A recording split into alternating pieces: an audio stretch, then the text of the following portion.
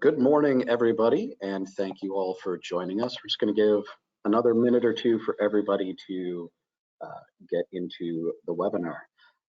But to start off, my name is Tim Eldred. It is my pleasure to welcome you all to the first webinar in our series on flow control and microfluidics related to in situ TEM. So our users have some of the most experience in these fields, and we're always incredibly grateful to them for being willing to share their experience, their knowledge, and their research with the community. Before the seminar starts, just a little bit of housekeeping. If you have any questions during the seminar, please feel free to put them in the questions section over in the panel on your right, and we're going to have a Q&A section at the end. So it is my pleasure again to introduce our speaker for the day, Dr. Stefan Markens. Dr. Markens is a postdoctoral researcher in the electron microscopy group at the Collaborative Research Center CIC nanoGUNE in San Sebastian, Spain. He obtained his PhD in the physics of nanostructures and advanced materials from the University of the Basque Country for his thesis entitled Orchestrated Mass Transport for Quantitative Liquid Phase Transmission Electron Microscopy in November of 2023.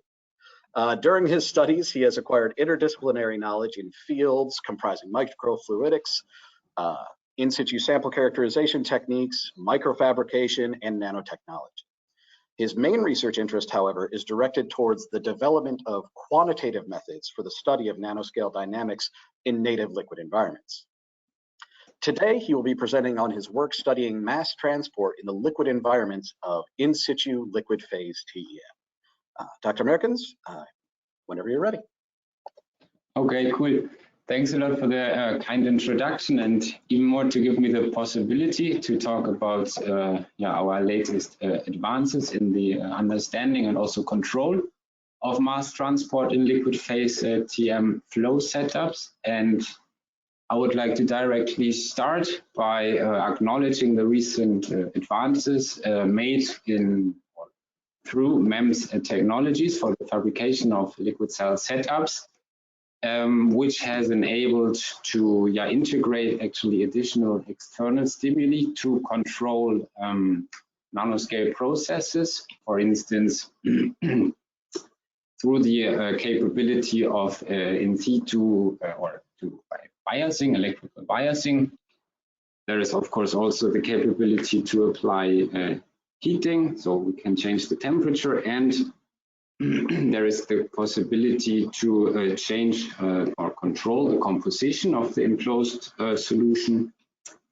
In this really broad series of examples, of course, the latest or the latter setup is really interesting, but also more challenging because the enclosed liquids have to be somehow in communication with reservoirs located outside the electron microscope. And if we want to apply this in order to control processes inside the electron microscope, we have to do different, or we have to have in mind different considerations of mass transport depending on the experimental context.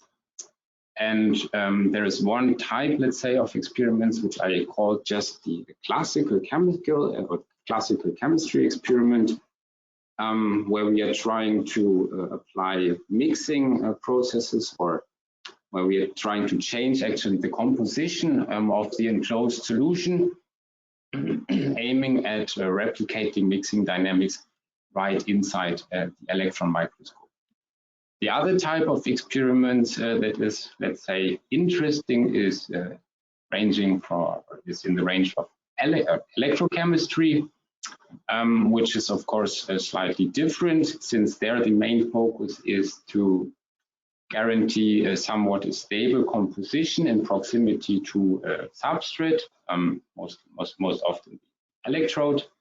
And the main focus for experiments is then, of course, to replicate the refreshment rates at the electrodes in order to drive the fields towards really in operando measurements. In summary, we can hence say that there is really different applications that rely on very different hydrodynamic properties of the microfluidic systems. And luckily for everybody in the field, I would say there is really a broad range of microfluidic setups that are already available, both custom-made and also, of course, commercial possibilities. However, I would rather say that the experimental methodology is still rather limited. And in order to outline a few or the most relevant limitations, I have them here on this slide, starting with the very poor calibration of the applied stimuli. For instance, the microfluidic reactors are often rather perceived or are kind of a black box still for the users, I would say. And this goes in hand with beam-induced artifacts that I think everybody in the field is familiar with, which are of course inducing dynamics that are somewhat superimposed with those we are aiming at inducing with the stimuli that we want to or that we are applying. In addition to that, we have to deal with gas bubbles in many situations that arise either from radiolytic or electrochemical processes or phenomena. And the problem with these gas bubbles is often that due to sample confinement effects, that once the gas bubble is formed, it is very challenging to actually get them away or get them out of the enclosed nanochannel. The last issue that I would like to outline is the problem with window bulging, which results to the strong pressure difference between the enclosed liquid and the high vacuum inside the electron column, which then may lead to a worsening of the image contrast due to the thickening of the layer, of the liquid layer. In summary, all these, or the main limitations, at least in the field of liquid phase TM, can be correlated to a rather poor understanding of either mass transport or beam effect. And therefore, I would like to start my presentation, or this is kind of surprising since there are correlated fields, for instance, the field of microfluidics, where we have the required knowledge very well established. And therefore, I will start giving a brief outline of microfluidic aspects at the beginning of my talk, which we will then apply to quantify mass transport in these setups. And after doing or after providing some considerations of the effects of mass transport on radiochemistry, I will provide one idea how to optimize actually mass transport in these setups. So let's jump into microfluidics, which as a very simple definition often is described as the field that deals with the understanding, control, and manipulation of fluids in micrometer-sized channels. What I mean with this is that once we miniaturize actually the channel structure in which we handle our liquids, the properties, or rather the behavior of the fluid, may change substantially. And over the recent decade, in the field of microfluidics, there has a broad knowledge been established regarding various aspects.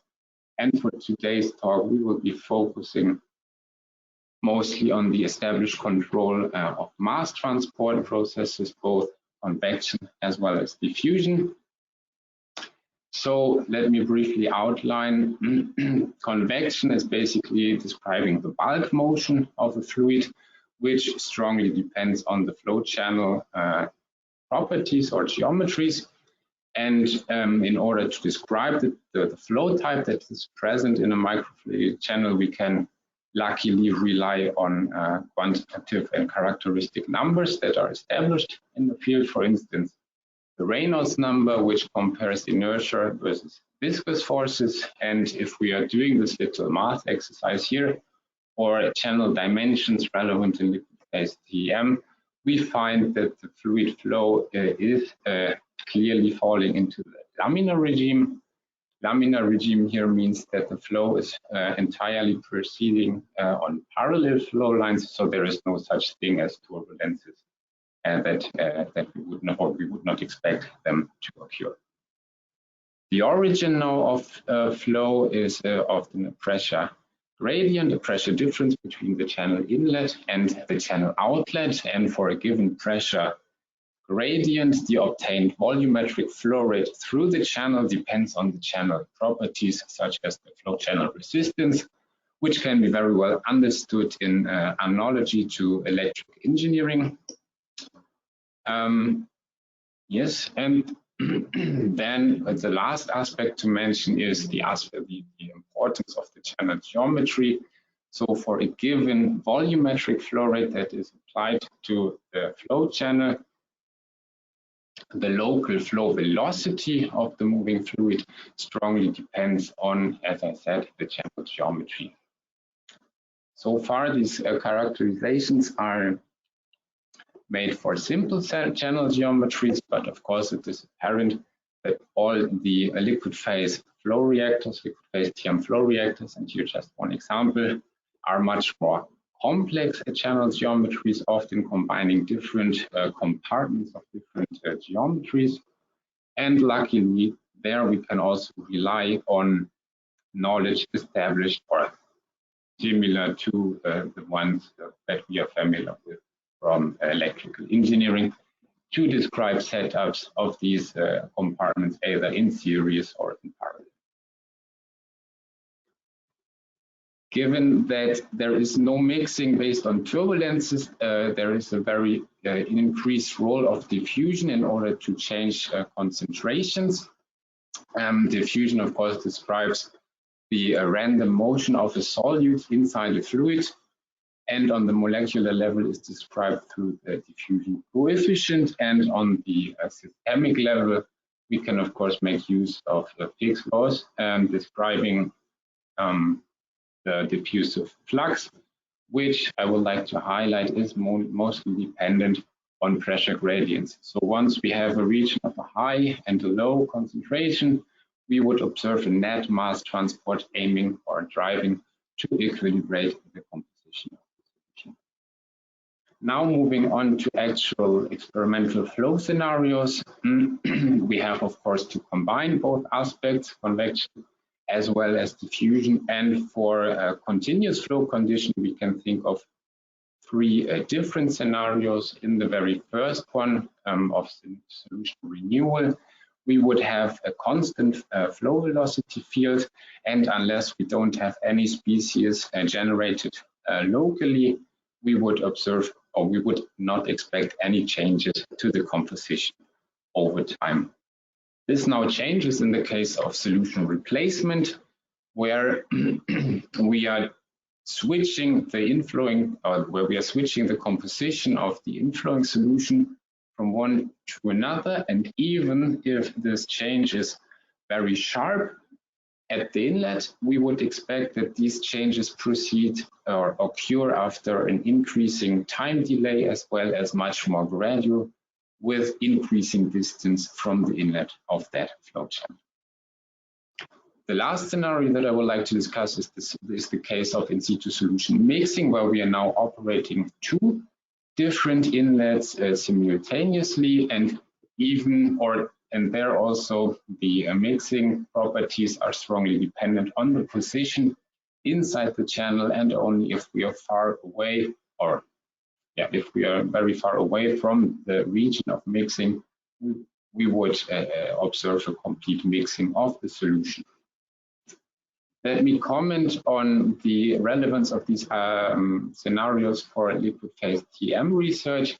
I would say that in particular the first two ones are of enhanced importance due to the fact that in liquid phase TEM the viewing area is very limited, which makes which requires that typical mixing experiments are often or have to be replicated by a solution replacement.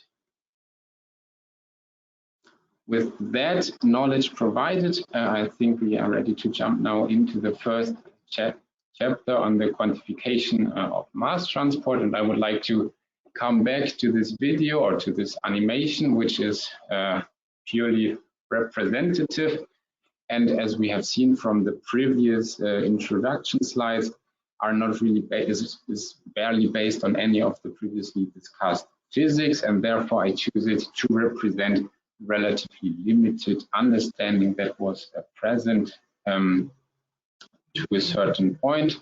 And also, if you look into the scientific literature, the examples of quantifying mass transport have been very limited. There is one, or there has been some efforts applying particle velocimetry in order to better understand the flow. However, due to the very restricted imaging area, achieving quantitative results for the entire flow system are barely possible. And with respect to modeling, there is a few examples relying on computational fluid dynamics, which you can find in this dissertation. However, with respect to the described physics, this example only is limited to describe convection and does not include diffusion. Once we realized this a couple of years ago, we had the idea or the aim to come up with a more comprehensive approach, and we're therefore combining both experimental or developing experimental as well as numerical methods to gain a more comprehensive understanding of the hydrodynamic properties of these systems. And I want to discuss on these next few slides the methodology that we developed for that, starting of course with an assembled liquid cell setup. In the first case, for a pressure calibration, we connected two pressure controllers, one at the inlet, another one at the outlet, as well as a flow meter, which allowed to measure the flow, the volumetric flow rate, and in total to acquire these PQ calibration curve that allowed us, or that enable to calibrate the working pressure regime. That's the part on the stationary or the static conditions or properties.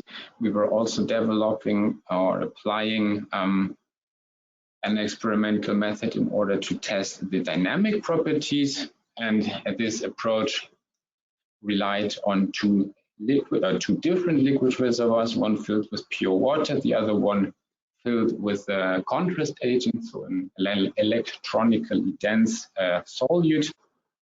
And we were testing the hydrodynamic properties of solution replacement by switching the flow, by alternating it between the two liquid reservoirs, which allowed us to induce changes in the transmitted intensity, as you can see here. And after a step of concentration calibration, we were able, through exponential fitting, to extract both the delay time constant as well as the exponential decay constant.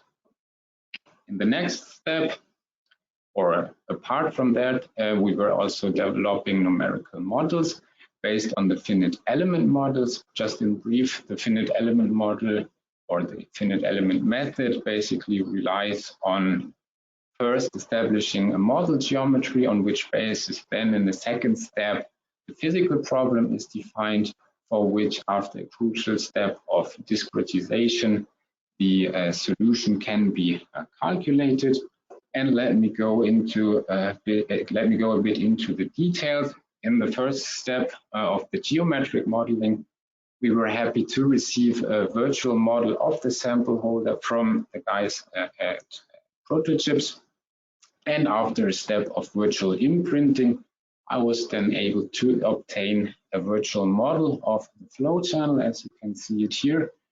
And we actually used this for further studies. So we were not relying on any further symmetry simplification as it is typically done in other fields of numeric modeling. Based on that established geometrical model, we were then defining the physics of mass transport, both convection and diffusion, which then will allow us to actually model all the relevant flow scenarios that I previously established, but not before achieving a convenient meshing of the structure. And here the large challenge is not only coming from the sheer size of the models, but actually from its multiscalarity. or more, because we have these regions where the really large feeding channels translate or transfer in the region of the nanochannel, which has of course to be accounted for with very precise meshing due to the high physical gradients that are expected there. Luckily for everybody, or at least for us, we were able to obtain such meshes, which allowed to calculate a solution to these models within a reasonable time of around 24 hours. And this enables me now to show you the results that we were obtaining, and I will start discussing them for what would correspond to the Poseidon Select system from prototypes, which is mainly characterized by this gasket, which is here represented by these 4 pillars, which not only holds the 2 MEMS chips in place, but also is widely expected and assumed to guide the flow into the nanochannel, which then would of course correspond to a flow resistance scheme as I depicted here. However, when we were performing the simulation for this kind of setups, we were achieving pressure gradients that are really unphysically high, in the order of a few thousand bars, and and they were indeed also far off the pressure values that we were estimating in pressure calibration. The only way for us to overcome and to resolve this mismatch was actually by introducing or by assuming some additional leaking bypass channel around the central nanochannel. And based on this experimentally validated setup, we were then calculating the flow velocity field, which was in very good agreement to recent examples presented in literature. In order to then validate and demonstrate the generality of our modeling approach, we were performing or implementing a model for a different setup that which would correspond to the Poseidon 200 system. And the main characteristic here is that the liquid cell is not assembled with a gasket, however with 2 O-rings, so there is a much larger bypass to be or assumed, as we can here also see from the flow velocity field, and the significantly lower flow velocity estimated in the central nanochannel. After having resolved the static or stationary flow properties, we were then moving on to investigate the dynamics of solution replacement. We can do this actually because these 2 setups are double inlet systems, and while the first setup combines the 2 inlets far away from the liquid cell and then reaches there eventually through this premixing channel, the lower setup is characterized by the 2 inlets reaching from opposite sides towards the liquid cell, which has strong effects on the replacement dynamics, as we can see from the 2-dimensional concentration maps that I'm showing alongside. And while in the upper case, convection really plays an important role, we see that for the lower setup, diffusion is by far the driving mass transport in the solution replacement, as we can see from the almost perfectly radially symmetric concentration profiles. Now, if you think about experiments, what is actually relevant is the concentration replacement dynamics in the field of view, which is located in the very center of the central nanochannel. And with our established numeric as well as experimental methods, we were able to measure these concentration curves, and you can see them here. And through then exponentially fitting these curves, we were able to obtain the time constants of the mixing time constants, both the the delay time as well as the decay time constants. And without going too much into detail and describing or analyzing the shape, I would rather like to stay with a more general comment on the order of magnitude in which these values are found, which is a couple of minutes, if not tens of minutes, which if you think about chemical mixing experiments that you would perform in a chemistry lab where you mix two solutions, is often much faster in the order of seconds. So we have to assign to these systems a very poor capability of actually replicating mixing dynamics inside the electron microscope. As I already introduced in the beginning, there are certainly ways how to improve these dynamics. However, before moving on with this, I would rather like to comment first on the effect of mass transport for radiolysis. And as I think is very well established by now in the field, radiolysis is really one of the main sources for artifacts during liquid phase TM experiments, actually over a really broad range of dose rates. And even if there are low dose imaging methods suggested, if we are imaging with at the hypothetic limit of 0 beam, we would also have 0 images to analyze. So this is kind of an intrinsic problem, but luckily can rely on very good understanding established in nuclear research or in nuclear reactor research for the description of these very complex radiolysis reaction networks that arise. In liquid phase TM research, I think there are two main approaches how to address these issues.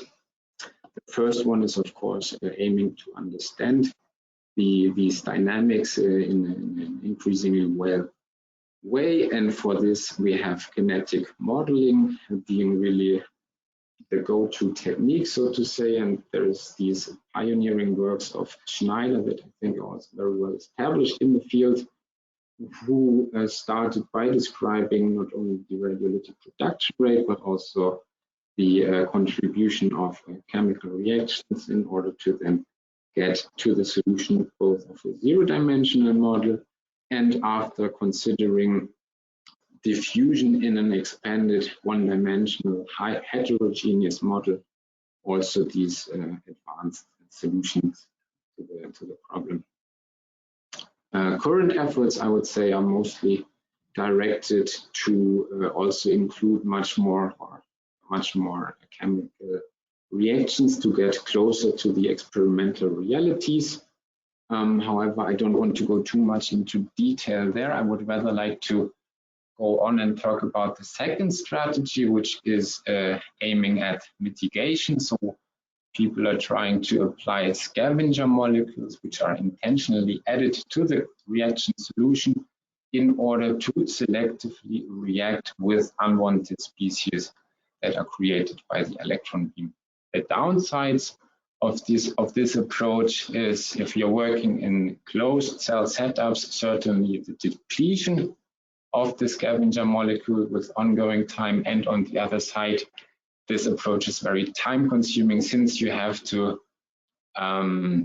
address every chemical system and optimize it individually. That's why in various occasions actually in the literature, fluid flow has been suggested if it can be a general scavenging strategy. However, there was not really any work reported thereon, and I'm very glad to show to you our contributions that we have done during the last years in order to better understand these processes. And what we did was actually to expand the model established by Schneider by an additional term describing the convective mass transport and we were describing this problem in a validated two-dimensional horizontal model geometry, as you can see it depicted here.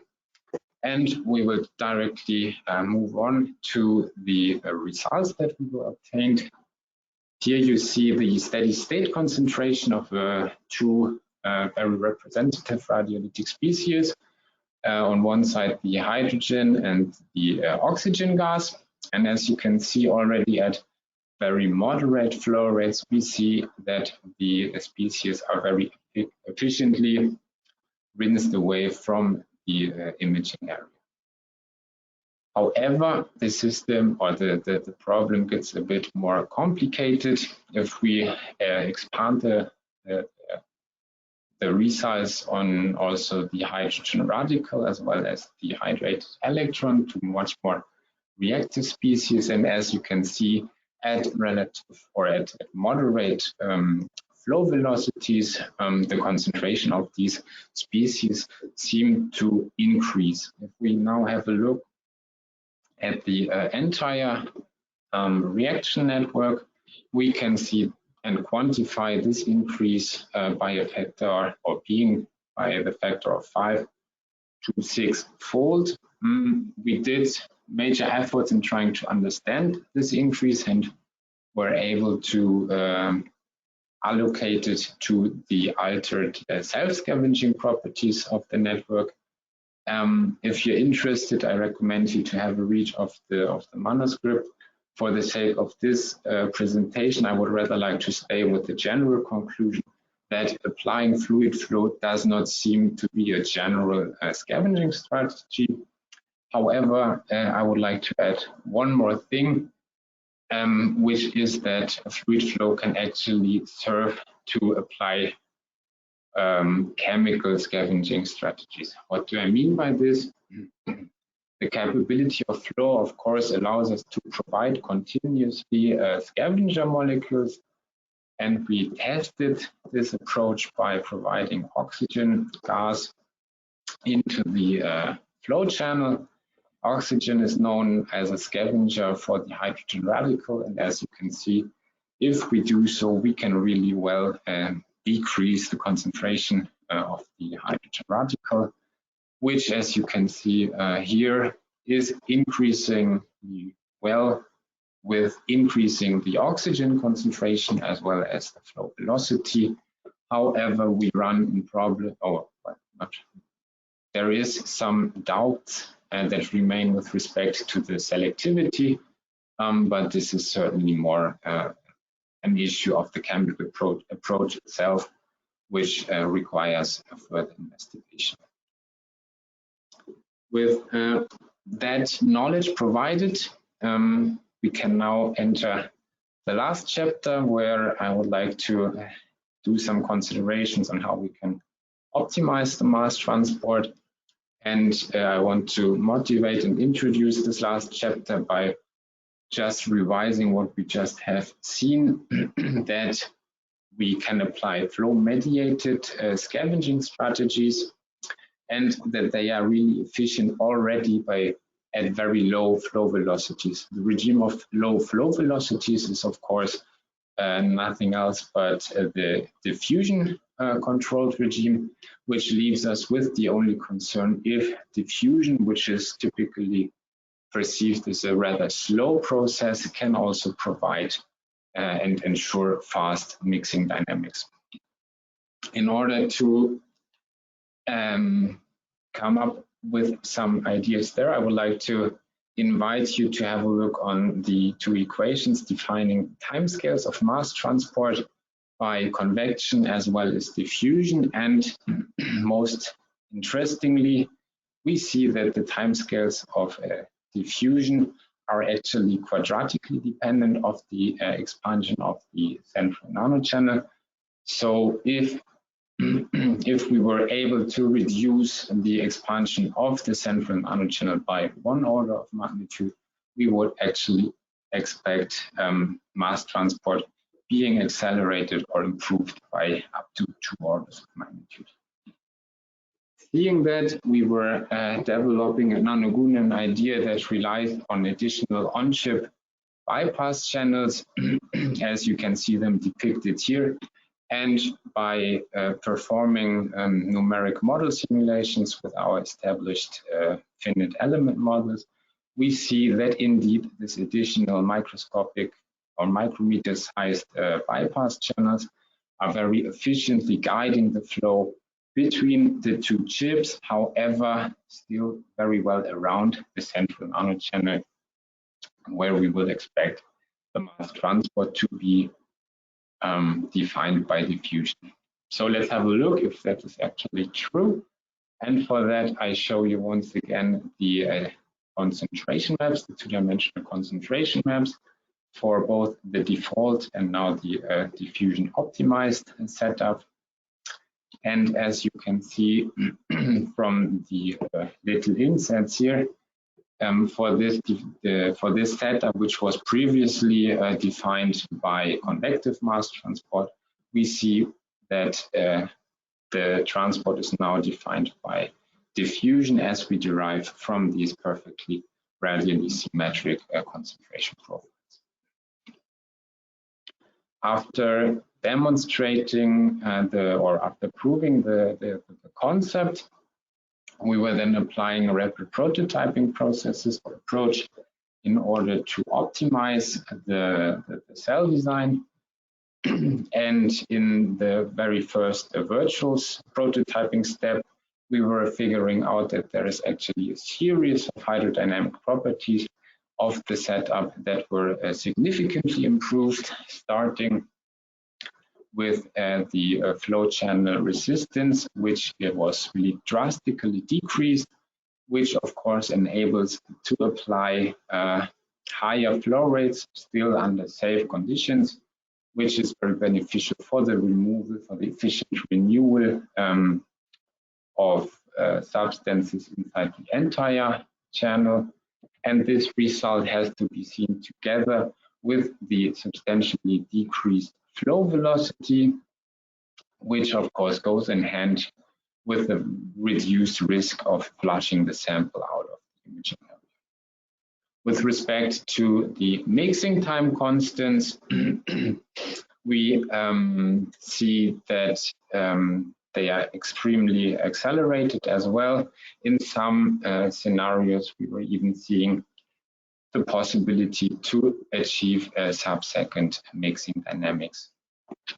With that knowledge, or with that promising time constants from the virtual prototyping acquired, we moved on, and together with prototypes, we were actually developing these physical prototypes of the diffusion cell, as you can see the photograph here. And by applying image contrast variation methods that I previously introduced, we were able to confirm this really fantastic improvement of the mixing time constants, still slightly larger with respect to what we were expecting from the virtual prototyping process. Before finishing my talk, I would like now to briefly talk about a few application scenarios of these newly developed diffusion cells, starting with a solution-induced dynamics. For that, or in that scenario, we were imaging gold nanoparticles that we were depositing inside the liquid cell, and by alternating or altering the composition of the flow or of the liquid that was enclosed using the microfluidic capabilities, we were able to vary or to change the sample between two different mobility regimes, as you can see from the quantitative displacement data. And without going much into detail, the really fascinating thing here is to see a very short time delay after which the nano particles react to the changes in the composition, which is very, very exciting, and was not capable, or which was not possible with the default setup before.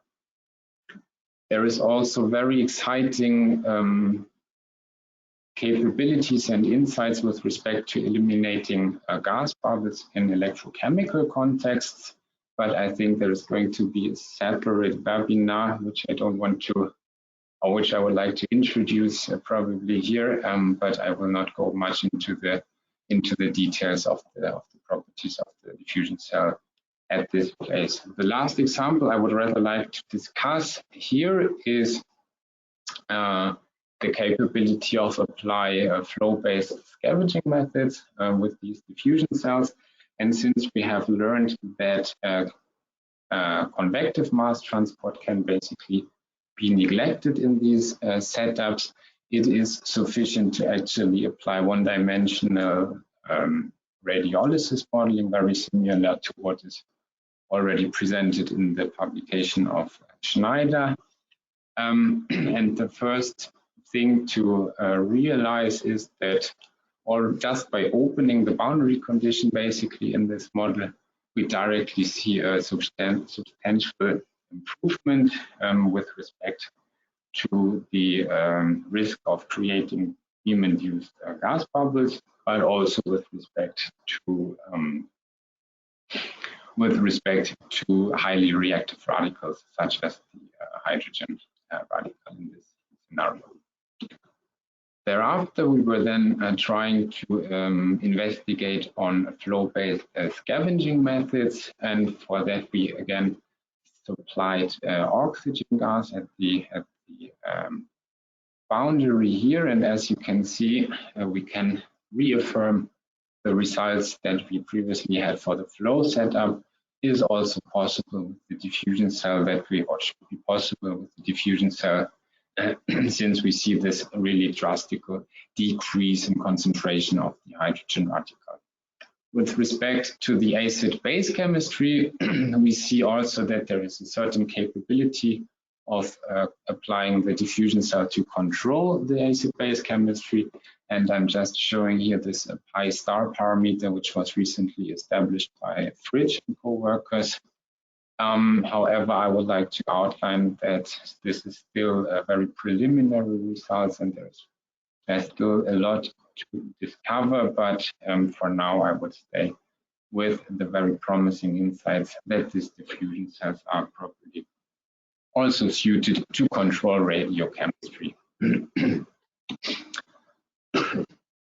With that, I have basically reached the end of my presentation, and I just would like to outline once again that we have developed or contributed to the quantification of mass transport by providing a bimodal approach combining numeric as well as experimental parts, which were shown for systems or for flow systems of prototypes, but are of course generalizable to all kinds of other flow setups that you may be working with. And moreover, we have seen the effects of mass transport, both convection and diffusion, on radiochemistry. And in the last part, we have seen a new design of liquid cells with really drastically improved hydrodynamic parameters. Altogether, we hope that this may substantially contribute to advance the liquid phase TM methodology to be more quantitative. With this, I'm basically looking forward if there are any questions to be arising, and I would also like to invite you to address any questions at the upcoming GRC on the topics discussed, or also on, but I also invite you to check out the contribution of Giuseppe Di Salvo, who will be talking or who will be showing his advances in modeling radiolysis in different TEM and STM irradiation scenarios. With this, I very much acknowledge or appreciate the contributions of my collaborators, in particular the people at Protochips, and also for organizing this webinar and giving me the opportunity to present our results. Thank you. Thank you very much, Dr. Markens. At this point, please feel free to put any questions down into the questions pane in the interface. As the host, I'm going to go ahead and ask my question first. So the results that you've been discussing have mostly been aqueous solutions, or even your tracking agent is in water. How do these results potentially impact liquids of different viscosities, either your organic solvents, which could have either lower surface tension and issues like that, or if you were working with a solvent that had slightly higher viscosity?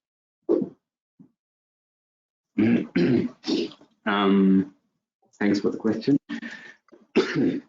I mean, certainly that depends then on, I mean, the viscosity, of course, determines the flow properties, and then also depending or alters, let's say, the diffusivity of the solid. So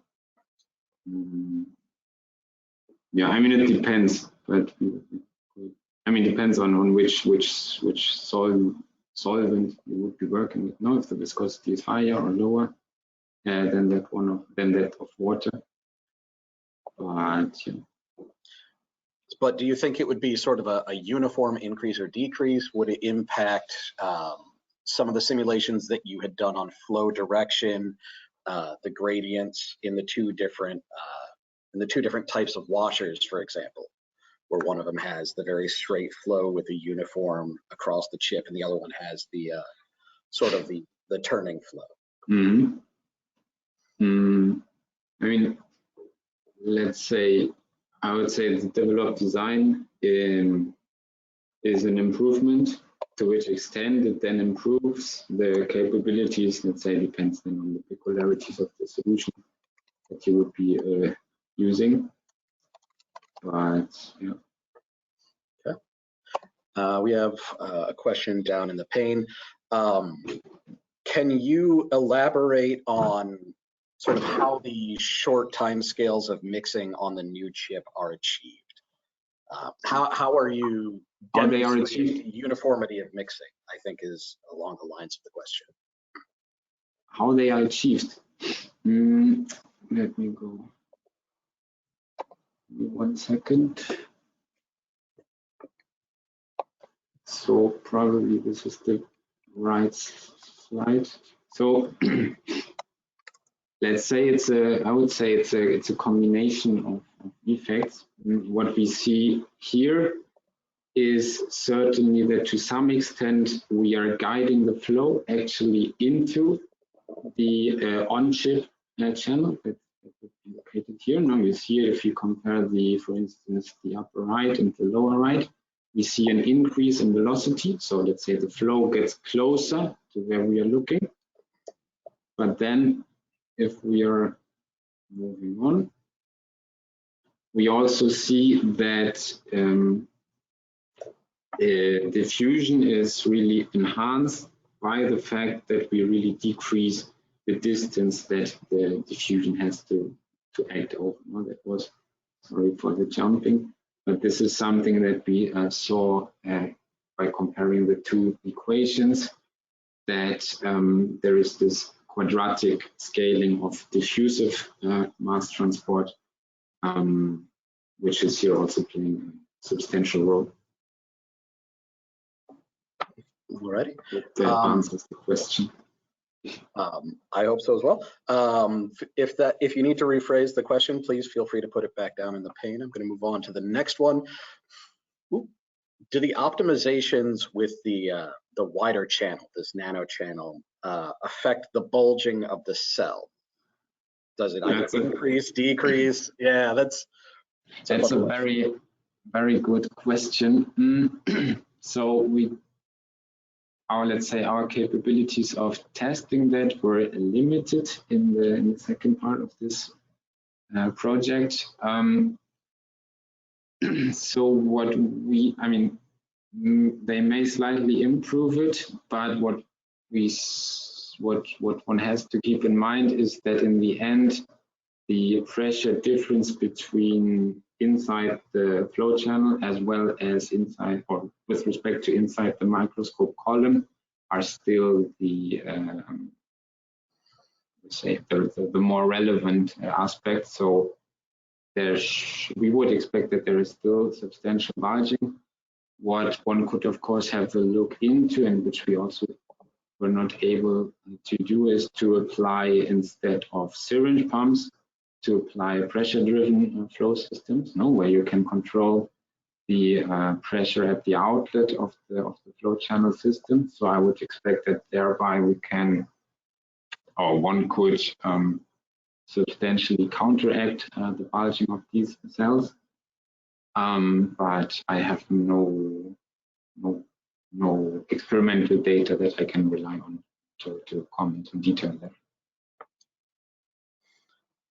Okay, going back over to the questions. Let's see, go down through there. Back to this one. So this is a little bit more of an abstract question to kind of relating the microscopists in the room to the applications of your work.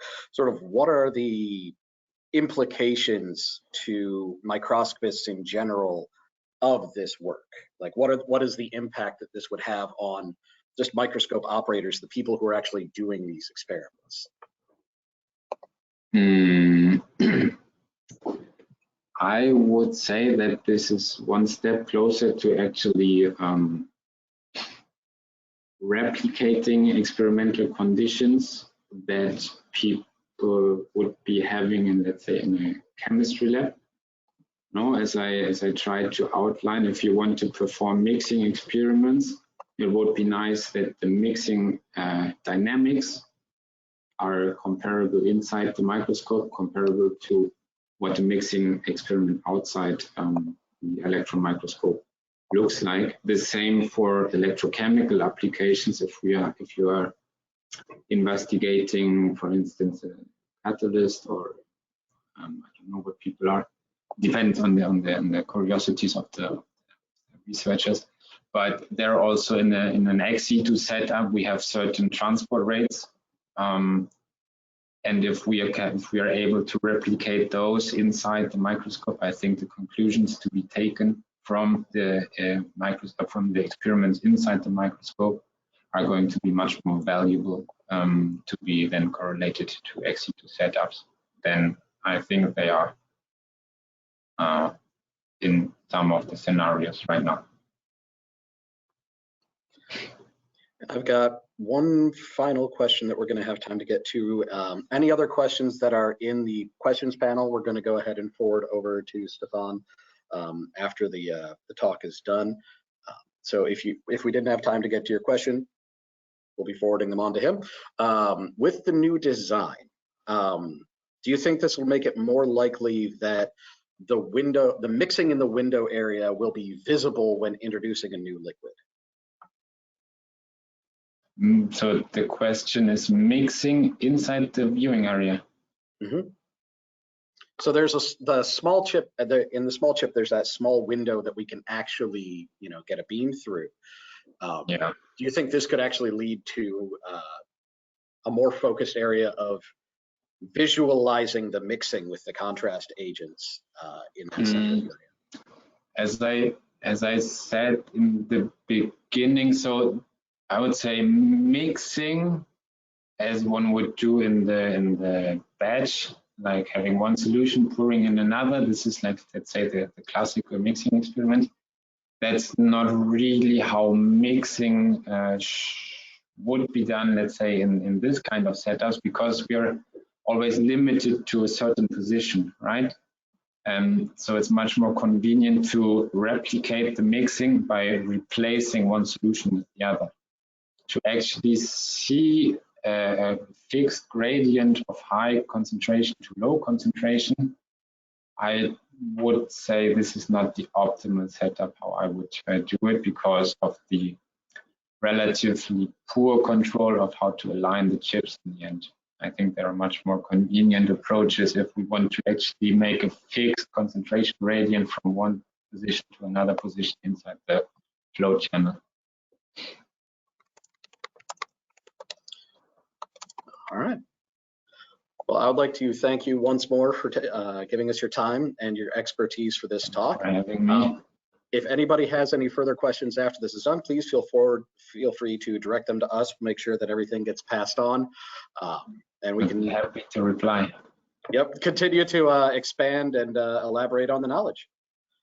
Thank you so much for your time, and I hope everybody has a fantastic day. Thank you, guys.